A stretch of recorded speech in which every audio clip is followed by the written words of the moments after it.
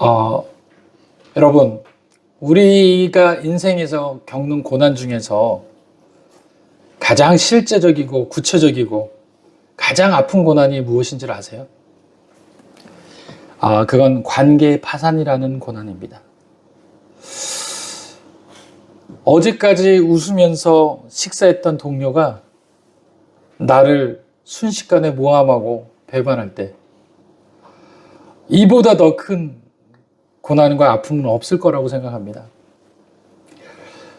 또한 평생을 약속한 배우자가 등을 돌리고 떠나갈 때 이보다 고통스러운 고난은 없을 거라고 생각합니다. 또 한 가지 고난은요, 그보다 더한 고난인데 정성을 다해서 정말 키운 자녀가 부모 가슴에 대못을 박을 때 처참하죠. 완전하게 무너지는 아픔과 고난을 겪게 되는 것입니다. 로마의 황제 중에서 이름 있는 황제, 여러분들이 잘 아는 황제가 있습니다. 율리우스 시저 카이사르라는 왕입니다. 그런데 이 왕은요, 자기가 그토록 사랑한다라고 또 육신의 그 사랑으로 인하여서 또 너무도 애틋하게 생각하는 아들과 같은 사람이 있었습니다. 블루투스라는 사람이었죠. 그런데 그가 어느 날 배신하여서 시저를 칼로 찌르게 됩니다. 너무도 황당했던 상황이었죠. 모든 사람이 다 배신해도 블루투스만큼은, 자기가 자식이라고 여겼던 그 블루투스만큼은 절대 배신하지 않을 거라고 생각을 했던 겁니다. 찔르는 순간 너무도 크게 고통이 찾아왔습니다. 육신에 찔려서 아픈 그 고통이 아니라 신뢰의 붕괴에 대한 고통이었죠. 그래서 자기도 모르게 이런 말을 했다고 합니다. 너 맞아. 너 맞아. 라는 말을 남겼다고 합니다. 여기서 너 맞아라는 말은요, 세상에 믿을 곳이 하나도 없다는 절망의 선언입니다. 여러분, 우리는 지금 그런 세상 속에 살고 있습니다. 물질이 있으면 사람이 붙고 이익이 사라지면 사람을 떠나게 돼 있습니다. 이것이 우리가 직면한 실제적 현실인 것입니다. 오늘 본문 다윗도 이 비참한 현실 앞에 서 있습니다. 나를 보호해 줄 것 같던 그 성읍이 나를 팔아넘기는 것입니다. 오늘 본문에는 그 이야기가 담지 않았지만 그 본문 뒤에서 계속해서 연속해서 이어진 그 이야기들을 보면 결과적으로 다윗은 그일라라는 그 성읍을 구원해냅니다. 하나님의 은혜 가운데서 그들을 회복시켜줘요. 그런데 얼마 지나지 않아서 그들이 다윗을 팔아넘기고 맙니다. 넘겨준다라는 그런 상황에 다다르게 되는 것이죠. 다윗의 현실이 얼마나 비참합니까? 오늘 본문에 있는 다윗은요, 도망자 신세였습니다. 사울로부터 도망하는 자였습니다. 그 도망이 얼마나 깊었냐면요, 이곳으로 도망가면 그곳으로 쫓아오고 그곳으로 도망가면 저곳으로 쫓아오는, 연속해서 쫓아오게 되는 생명에 매일같이 위협을 받는 그런 도망자였습니다. 그런 도망자가 이제 한 곳에 처했는데 그곳이 너무도 완벽한 성읍이었다라고 성경에서는 이야기를 해주고 있습니다. 오늘 본문으로 돌아가서 그 성읍의 이름을 한번 살펴볼까 합니다. 여러분들, 그들이 있었던 성읍의 이름이 무엇이라고 이야기하냐면 성읍의 이름은 그일라라고 이야기합니다. 히브리어로 그일라라는 뜻은요, 완전한 성체, 안전한 곳, 이런 뜻을 가지고 있습니다. 더 자세히 우리가 보기 위해서 7절을 한번 볼까요? 여러분들 성경책 가지고 있는 것을 보셔서 사무엘상 23장 7절을 한번 보겠습니다. 보면은 이렇게 나옵니다. 다윗이 그일라에 온 것을 어떤 사람이 사울에게 알림해 사울이 이르되 하나님이 그를 내 손에 넘기셨도다. 그가 어디에 있었다고요? 문과 문빗장이 있는 성읍. 문과 문빗장이 있는 성읍, 이것이 그일라인 거예요. 그러니까 모든 성읍은 다 문들이 열려 있었을 수도 있고 여러 가지 무방비 상태에 있었을지도 모르지만 그일라 성읍만큼은 문과 문빗장이 철통처럼 방어된 곳, 완전히 요새와 같은 곳이었습니다. 그래서 그일라라는 그 이름 자체가 바로 성체 문빗장이라는 이름을 가지고 있는 거예요. 그런 곳에 그 다윗이 있게 되는 것이죠. 세상적 관점에서는 다윗은 분명히 좋은 곳에 임하게 된 겁니다. 다윗 같은 도망자에게 너무도 완벽한 곳, 너무도 완전한 곳이 바로 그일라 그 성체인 것이죠. 광야의 비바람과 사울의 추격대를 막아줄 든든한 벽과 문이 있고 문빗장이 있는 것입니다. 어느 누구도 들어올 수 없는 곳이었죠. 이것이 바로 세상적 관점의 그일라인 것입니다. 그런데 하나님 관점의 그일라는요, 완전한 곳이 아니었어요. 그 성벽은 사울의 군대를 온전히 끌어들일 만한 아주 좋은 공간이었고요. 반대로 다윗은 어디도 도망갈 수 없는 도관에 든 쥐가 될 수 있는 신세였다는 겁니다. 완전히 반대로 보면 함정인 것이죠. 세상적 관점에서 봤을 때는 너무도 좋았던 요새가 하나님 입장에서 봤을 때는 도관에 든 쥐의 신세가 될 수 있는 경우라는 것입니다. 그렇다면 우리의 그일라는 어디라는 거예요? 저와 여러분들의 그일라는 무엇입니까? 여러분들이 안전하다고 생각하는 것이 무엇입니까? 물질인가요? 아니면 여러분들의 환경인가요? 여러분들의 능력입니까? 여러분들의 가지고 있는 사고와 생각과 아이디어와 여러분들이 가지고 있는 모든 능력에서 나옵니까? 그것은 우리를 지켜줄 수 없는 그저 문빗장에 불과한 것입니다. 이 정도 직장이면 내 노후는 정말 성벽처럼 완전해, 그리고 안전해 라고 여겼다면 여러분들, 그것은 착각인 것입니다. 내 자녀를 이 대학만 보내면 인생의 문빗장이 잠길 거야.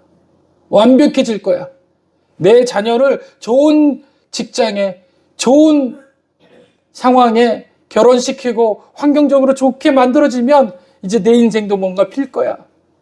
착각이라는 것입니다. 여러분, 하나님이 빠진 성벽은요, 보호막이 아니라 감옥인 것이에요. 내가 믿었던 그 배경이 나를 사로잡는 올무가 될 수 있고 반대로 나를 칠 수 있는 칼이 될 수 있다는 것입니다. 여러분들, 이 모든 것이 하나님 빠지면 안 된다는 것을 인정하는 것부터 시작하는 것이 바로 신앙이라는 것이에요. 그것이 믿음이라는 것입니다. 여러분들 삶 가운데서 무언가 결정짓고 지금 온 사람이 있습니까? 지금 무언가를 해야지만 내 상황에 뭔가 바뀔 거라고 생각했는데 그거 붙잡고 있다가 하나님 말씀 듣고 오늘 하나님 앞에 나가야지, 이거 내려놓고 나가야지 라고 큰 결단하고 나온 자 있습니까? 그 사람 정말 하나님께서 찾으시는 사람인 줄 믿으시길 바랍니다. 그 결정이, 그 은혜가 바로 하나님께서 여러분들을 찾으시는 분명한 메시지가 될 줄 믿습니다. 여러분들은 그 문빗장을 내려놓고 나온 사람들입니다. 무엇인가 바쁜 와중에서도 그것보다도 더 중요한 하나님, 내 인생에 그것이 나의 모든 것을 해결하지 못합니다. 그러나 그것이 어떻게 될지 알지 못하지만 주님 믿고 주님 말씀 들으러 내가 나갑니다. 저에게 담대함 허락하여 주심을 감사합니다. 그거 붙잡고 나온다면 그것이 하나님이 원하시는 은혜인 줄 믿으시길 바랍니다. 그것이 바로 하나님이 여러분들과 저에게 말씀하시는 보호막이고 성벽보다 뛰어넘는 은혜인 줄 믿으시길 바랍니다. 오늘 본문에 보니까 다윗이 이 그일라에서 두 가지 하나님께 질문을 드립니다. 첫 번째는 2절에 나와 있죠. 2절에 나오기 전에 1절에 보니까 사람들이 먼저 다윗에게 보고를 합니다. 사람들이 다윗에게 전하여 이르되 보소서 블레셋 사람이 그일라를 쳐서 그 타작마당을 탈취하더이다 라고 이야기합니다. 그랬을 때 이에 다윗이 여호와께 묻습니다. 자, 누가 먼저 물었죠? 세상 사람들이 다윗에게 먼저 물어와 옵니다. 어떻게 해야 합니까? 라고 묻습니다. 그랬을 때 다윗은 자기의 방법과 자기의 생각대로 무슨 일처리를 하는 것이 아니라 자기 생각에서 떠오르는 일을 붙잡는 것이 아니라 그런 어려운 질문들이 왔을 때, 어려운 상황이 왔을 때 제일 먼저 하는 것이 누구에게 달려갑니까? 바로 하나님께 달려가는 것이죠. 그리고 하나님께 묻습니다. 여기서 묻다라는 것을 히브리어로는 샤알이라고 이야기합니다. 샤알, 묻다, 질문하다, 던지다라는 얘기죠. 우리는 이 이야기를 그냥 묻다, 여쭙다, 질문하다 이렇게 생각할지 모르지만 맞아요. 샤알입니다. 근데 이것을 묻자 히브리어로 해석하자면 양도하다라는 거예요. 하나님께 나의 모든 것을 양도하다. 주권을 양도하는 행위를 묻는다라는 것입니다. 저와 여러분들이 가지고 있는 모든 생각과 모든 상황과 모든 질문 가운데 내가 힘들어하지 않고 이 질문과 생각을 누구에게 양도하는 겁니까? 하나님께 양도하는 행위. 이것을 오늘 묻는 행위라는 것입니다. 그냥 쉽게 여러분들의 일을 내려놓는 수준이 아니고 하나님께 모든 것을 양도하는 거예요. 하나님이 이제 알아서 하시고 하나님께서 주권자 되시고 하나님께서 주체자 되십시오. 나의 모든 문제는 이제 하나님께 되는 것입니다. 이렇게 되는 것입니다. 하나님, 내 판단에는 위험해 보입니다. 그러나 주님이 옳다고 하시면 내가 가겠습니다. 이 일을 하겠습니다. 그리고 그 질문 가운데 첫 번째 질문은 내가 살 수 있는 문제를 하나님께 묻는 것이 아닙니다. 무엇이 하나님의 뜻입니까? 라고 여쭈는 것이었죠. 여기서 우리는 또 다른 중요한 단서를 확인해야 합니다. 하나님께서 다윗을 통하여 그 일날을 도와라 라고 그치지 않습니다. 오늘 보니까 묻자와 내가 가서 블레셋 사람들을 치리까? 여호와께서 다윗에게 이르되 가서 블레셋 사람을 어떻게 하라고요? 치고 그 일날을 어떻게 하라? 구원하라. 아니, 치는 건 치는 거예요. 지금 다윗은 뭐만 물어봤죠? 내가 블레셋 사람들을 칠까요? 라고 물어봤어요. 그랬더니 하나님께서는 치는 건 당연하고 또 한 가지는 뭐예요? 구원하라 라는 얘기예요. 구원하라 히브리어로 말로는요, 건지다라는 거예요. 건져내라. 죽어가는 사람들을 끄집어내라. 그곳에 있는 백성들을 끄집어내라. 살려내라라는 얘기입니다. 그러니까 다윗은 지금 살려내는 그 행위에 대해서 전혀 예측하지 못하고 생각하지 못했는데 하나님은 목적을 정확히 알려주시는 겁니다. 치는 것이 문제가 아니라 뭐 하는 것이 문제라는 거예요? 살려내는 것이 더 목적이 있다는 거예요. 여러분들, 우리의 질문에는요, 분명한 목적이 있어야 돼요. 우리가 하나님 앞에 드리는 그 질문의 내용, 묻잡는 내용이 뭡니까? 우리 문제 해달라는 거잖아요. 그거는 치게 해달라는 거예요. 치게. 그 안에는 어느 누구도 살려내라라는 의미가 없기 때문에 하나님의 은혜와는 상반되는 기도를 하고 있다는 겁니다. 그러나 우리가 하나님께 기도할 때, 하나님께 묻자올 때 반드시 우리가 더 해야 될 것은 하나님, 우리 문제를 통해서 누군가를 살려낼 수 있습니다. 그러니 문제를 도와주시옵소서. 나만 사는 것이 아니라 내 주위도 다 살려내길 원합니다. 이 물질의 필요성이 흘러서 누군가를 살려내기 위한 목적이오니 주여 그렇게 도와주옵소서. 그렇게 할 때 하나님께서 그 열심에 하나를 더하시고 둘을 더하시고 셋을 더하셔서 우리의 사업과 또 우리의 직장과 상황이 열려지고 해결되어진다는 겁니다.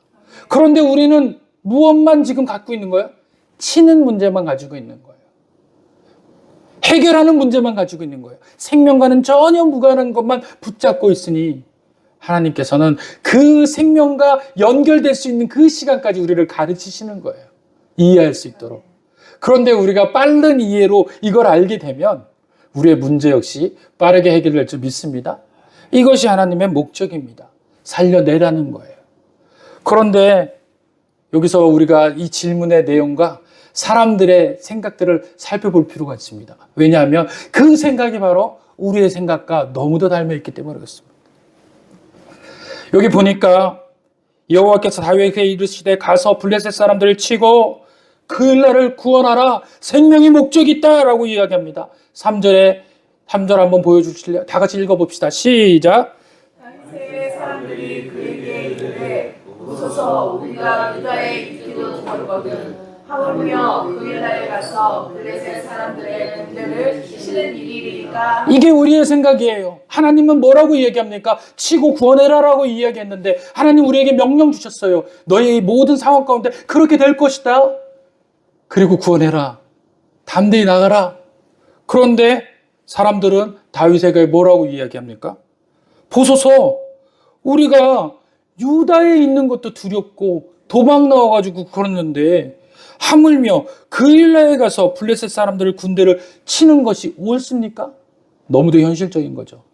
하나님이 우리에게 그 은혜를 줬는데 우리는 정반대로 하나님에 대해서 대항하는 거예요. 하나님의 생각이 틀렸다라고 얘기하는 겁니다. 어떻게 그럴 수가 있어요? 하나님, 내가 먹고 사는 것도 힘들어요. 그런데 내가 먹고 사는 그 중에서 일부를 띄워서 누구를 살리라고요? 이게 맞아요? 아니라는 거예요. 그리고 뭐라고 이야기합니까? 내가 먼저 먹고 살고 그 다음에 시간이 지나서 후회지면 그때 살리겠습니다. 우리는 타협할 줄을 모릅니다. 우리의 생각은요, 타협하려고 하는 것이죠, 하나님과. 말을 정정합니다. 타협하려고 하는 겁니다. 현실과 실정, 상황들을 들어서 하나님의 생각을 밀어내고 그 생각에 반대하는 것이죠. 그러니 믿음이 실존이 우리 삶 가운데 일어날 수가 없는 것입니다. 말씀대로 해야지 믿어지고 그렇게 해야지만 실제적인 일들이, 믿음의 일들이 일어나는데 하나님의 말씀은 줬는데 그 반대에 대한 이야기를 하는 것입니다. 우리의 생각과 하나님의 뜻이 충돌하는 지점이 바로 여기에 있는 것입니다. 그러나 다윗은 그런 상황에 자기의 생각을 내려놓습니다. 그리고 사람들의 생각을 다 뿌리치고 물리치죠. 그리고 그 상황에서 하나님 앞에 다시 나가서 묻습니다. 다윗이 여호와께 다시 묻자온데 여호와께서 대답하여 이르시되 일어나라. 여기서 일어나라는 것은 뭐냐면요, 너 거기 앉아있지 마. 그들의 생각 속에 묻어두지 마. 네 마음을 내버려 두지 마. 다시 말하면 너의 생각이 가지고 있는 그 판단에 너를 내버려 두지 마. 너를 유혹하는 그 판단을 뿌리쳐. 그리고 믿음을 선택해. 그게 일어나라는 뜻입니다. 지금 저와 여러분들은 어디에 있습니까?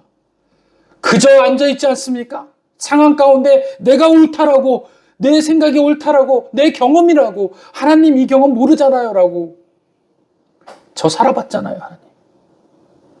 그리고 자기 고집, 내가 이제껏 살아왔는데 안 되더라고요. 그래서 하나님의 생각도 밀어내는 겁니다. 그런데 하나님 일어나라라고 이야기합니다. 일어나. 그리고 뭐라고 합니까? 내려가라. 그곳에서 내려가라는 것입니다. 할렐루야. 여러분의 생각에서 일어나시고 여러분의 생각에서 내려가시는 은혜 들어온 사람들 되시길 간절히 축원드립니다. 일어나고 내려가야 하는 것입니다. 내가 블레셋 사람들을 내 손에 넘기리라. 할렐루야. 그때 우리가 일어나고 내려갈 때 그때 하나님께서 넘기시는 거예요. 넘기시고 일어나고 내려가는 것이 아니라 우리는 넘기실 때 우리가 일어나고 내려가길 원하잖아요. 하나님은 아니시라는 거예요. 네가 결단하고 내려가는 행위를 보일 때 그때 맡기시리라. 할렐루야. 오늘 저와 여러분들에게 맡기는 은혜, 그런 은혜가 있기를 원합니다. 그런데 그 두 번째 질문 가운데 너무도 참혹한 일들이 벌어집니다. 10절에서 12절 사이에 일어나죠. 그들을 구원해 냈어요. 블레셋 가운데 다 건져냈습니다. 그런데 10절에서 12절의 상황에 역전이 됩니다. 10절에 보니까 다윗이 이르되 이스라엘 하나님 여호와여, 사울이 나 때문에 이 성을 멸하고 그 일나로 내려오기를 꾀한다함을 주의 종이 분명히 어떻게 했다고요? 들었습니다.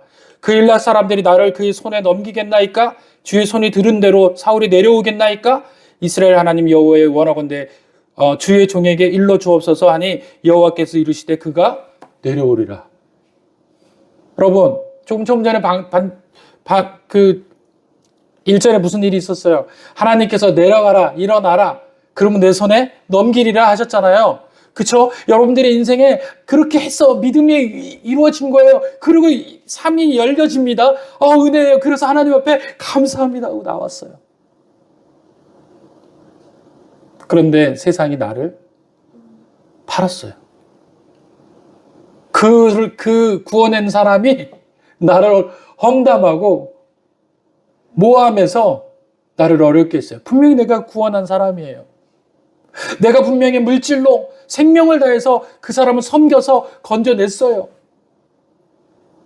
그런데 그 사람이 얼마 지나지 않아서 나를 모함하고 나를 배신하고 나에게 상처 줬다라는 거. 이런 일들이 지금 숱하게 많아지지 않습니까? 그렇다면 우리는 질문해야 합니다. 왜요? 왜? 하나님 방법대로 했는데, 하나님 은혜대로 했는데, 우리 매번 질문하는 게 그거 아닙니까? 나 하나님 뜻대로 했잖아요. 그런데 왜 이렇게 살게 하세요? 왜요? 왜? 제가 뭘 잘못했는데요? 도대체 하나님 말씀대로 해서 했는데 왜 내 인생이 이렇게 어려워지는 것입니까? 왜 그럴까요? 하나님의 정직한 답은 그들이 너를 넘기리라. 이게 얼마나 정말 참혹한 말입니까? 하나님이 피할 길을 주셔야죠, 그럼. 건져내 주셔야죠. 그런데 넘기리라. 하나님 배신을 막아주시지 않으셨습니다. 오히려 넘겨줄 것이라고 이야기합니다. 왜 하나님은 다윗에게 이렇게 차갑게 느껴질 정도로 거리를 두시는 걸까요? 왜 우리에게 이렇게 거리를 두시는 걸까요? 도우라고 해서 도왔는데 왜 배신의 상황에 그대로 내버려 두시는 겁니까? 여러분들, 이럴 때 우리는 이렇게 생각해 봐야 합니다. 만약 모든 문제가 다윗의 뜻대로 즉각 해결되었다면 다윗은 하나님을 의뢰하는 자로 살지 않았을 겁니다. 그냥 하나님께서 해결해 주시는 것으로만 살게 되었을 겁니다. 하나님은 때로 우리가 전적으로 하나님만을 완전하게 붙들기 원하시고 붙들게 하십니다. 세상의 문빗장이 풀리는 것을 허락하세요. 다윗은 이 하나님의 침묵과도 같은 응답 앞에서 그런데 원망하지 않습니다. 저희에게 하나님 요구하시는 것은 바로 원망하지 않는 것입니다.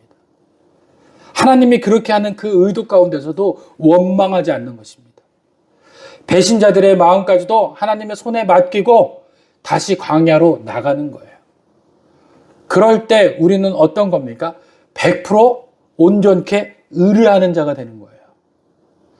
의뢰하다는 것은 다시 말해 무엇이다라고 말씀드렸죠?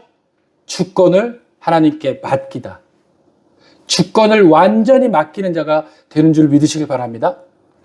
왜 우리에게 하나님 이 어려운 질문을 하십니까? 아직 우리가 의뢰하는 곳에 서 있지 않기 때문에 그래요. 의뢰하는 그 목적이 아주 은혜롭지 않기 때문에 그래요. 의뢰하는 목적이 나 잘되기 원하는 거죠. 그러나 하나님을 주권자로 삼는 것이 아니라는 거예요. 그런데 하나님은 주권자로 삼기를 원하시는 거예요. 문제가 어떤 일이 오더라도. 그러면 완전하게 100% 하나님께 의뢰했을 때 어떤 일이 벌어지냐는 거예요. 바로 14절에 보니까 이렇게 이야기합니다. 다윗의 광야의 요새도 있었고 또 십광야의 산골에도 머물렀으므로 사울이 매일 찾되 하나님의 그를 그의 손에 넘기지 아니하시리라. 아멘. 넘기지 않는 거예요. 할렐루야. 할렐루야. 우리 모든 문제가 그렇게 쏟아지고 핍박받고 어려워지고 해결 같지 않지만 하나님은 절대 우리를 넘기지 아니하신다라는 겁니다. 그것이 하나님께서 우리에게 주시는 의뢰에 대한 해답인 거예요. 우리는 넘겨질 것 같잖아요. 우리의 인생이 완전히 무너질 것 같잖아요. 그러나 하나님은 넘기지 아니하신다라는 겁니다. 그러면 넘기지 아니하신다라는 그 은혜를 우리는 원어적의 은혜로 살펴볼 필요가 있습니다. 여기서 넘기다라는 것은 나탄이라는 이야기예요. 나탄이라는 단어입니다. 이것은 허락하다, 결제하다는 뜻입니다. 사울이 아무리 군사력을 동원해 이를 이집트 뒤져도 하나님께서 나탄, 허락하지 않았다라는 거예요. 결제하지 않았다라는 뜻입니다. 머리카락 하나도 건들 수 없었다라는 거예요. 여러분, 여기 분명히 두 가지 의미가 이 본문 안에 가득 넘칩니다. 그 위에는 인간은 어떤 상황에서 그 사람을 넘겨요? 자기에게 위급했을 때, 자기에게 목적의 은혜가 안 됐을 때 반드시 넘겨요. 그래서 위에서 보니까 인간의 안전하다라고 생각했던 그 리알라라는 곳에 있던 사람들이 누구를 넘겨요? 다윗을 넘겨요. 목적에 부합하지 않아요. 자기가 위험할 것 같으니까 넘기는 거예요. 세상은 우리를 반드시 넘기게 되어 있어요. 내 자녀도 나에게 어느 정도 저거 하면 날 넘긴단 말이에요. 부모가 자식이 부모를 넘겨요. 부모도 마찬가지입니다. 또 연인도 마찬가지예요. 어느 누구도 이해 타산이 안 맞으면 넘기게 돼 있어요. 그것이 세상의 구조예요. 그런데 오늘 본문에는 뭐라고 나왔습니까? 그 위에는 그 리알라 사람들은 넘긴다라고 얘기했는데 14절에는 하나님께서 절대로 넘기지 아니하셨다. 그러면 누구에게 의뢰해야 합니까? 세상에 의뢰해야 되는 거예요? 넘기는 자에게 의뢰합니까? 절대로 우리를 넘기지 아니하는 자에게 의뢰하는 자 되시길 바랍니다. 그것이 바로 나탄이에요. 그것은 최종 통치자, 결재권자라는 겁니다. 결재 통치하시는 분이 넘기지 않겠다라는 다짐이신 거예요. 또 한 가지는 어떤 겁니까? 바로 야드라는 손의 의미입니다. 여러분, 광야가 성읍보다 안전한 이유가 뭡니까? 그일라 성읍 안에는 성벽이 다윗을 지키는 것 같았습니다. 사실은 위험했습니다. 그러나 사방이 뚫린 광야에서는 하나님이 숨겨주십니다. 그 하나님의 그 숨겨주심이 무엇을 의미하냐? 바로 야드, 손을 의미하는 거예요. 그러니까 광야는 손과 같은 거예요. 광야는요, 하나님이 숨겨주시는 안전한 곳인 줄 믿으시기 바랍니다. 그래서 하나님께서는 야드를 통해서, 광야를 통해서 우리를 결코 놓지 않으십니다. 분명히 우리의 생각은 어디에 있었습니까? 그일라라는 그 안전한 곳을 선택했지만 하나님은 광야를 선택하세요. 우리가 생각할 때는 광야는 절대 안전한 곳이 아닐 거라고 생각하지만 하나님은 그것이 안전한 곳이다라고 이야기하시면서 우리를 그쪽으로 끌고 들어가십니다. 그래서 오늘 분명히 하나님께서는 절대로 우리를 결제하지 않으신다. 다시 말하면 붙잡고 계신다라는 그 은혜로 우리와 연합하실 줄 믿습니다. 오늘 그 야드라는 뜻은 통제하다라는 뜻을 가지고 있어요. 하나님의 통제 안에 우리가 있는 줄 믿으시길 바랍니다. 결제하지 않으시며 통제 가능하신 분, 그것이 우리 하나님인 줄 믿습니다. 말씀을 마치려고 합니다. 다윗은 배신당한 것을 알고 그일라를 구원했습니다. 더 자세히 이야기하면 하나님만 바라봤지 세상을 바라보지는 않았다는 것입니다. 이것이 누구를 닮았을까요? 바로 우리 주 예수 그리스도를 닮아 있습니다. 예수님은요, 가룟 유다의 입맞춤이 배신인 줄을 아셨습니다. 이미 알고 계셨어요. 그리고 제자들 12명이 모두 다 도망갈 것이라는 것도 알고 계셨습니다. 그러나 주님은 우리를 구원하시기 위해서 스스로 넘겨주셨어요. 자신을 나타나신 겁니다. 넘겨주신 거예요. 주님이 십자가에 넘겨주셨기 때문에 오늘 우리가 하나님의 품 안으로 안전하게 옮겨진 줄 믿으시길 바랍니다. 하나님 통제권 안에 우리가 들어오게 된 줄 믿으시길 바랍니다. 세상의 문빗장을 잠그려 애쓰지 마십시오. 나를 넘기지 않으시는 하나님의 손을 붙잡으시길 바랍니다. 하나님 통제 안에 들어가시길 바랍니다. 하나님을 강력하게 의뢰하십시오. 이것이 바로 하나님께서 우리에게 주시는 은혜의 메시지인 것입니다. 오늘 하나님 앞에 나와서 예배드리는 이 예배가 바로 하나님, 나의 모든 것을 하나님께 맡겨드립니다. 하나님, 나를 써주십시오. 세상의 자녀, 부모의 혈육 간의 관계, 이 모든 것이 세상으로부터 나를 안전하게 보호하지 않습니다. 오직 안전한 것은 우리 주 하나님인지 믿으시길 바랍니다. 주님의 말씀대로 하나님을 늘 붙잡고 그렇게 나아갈 때 광야이지만 그것이 안전한 하나님의 안식처이고 안전한 피난처인 줄 믿으시길 바랍니다. 다 같이 기도하겠습니다.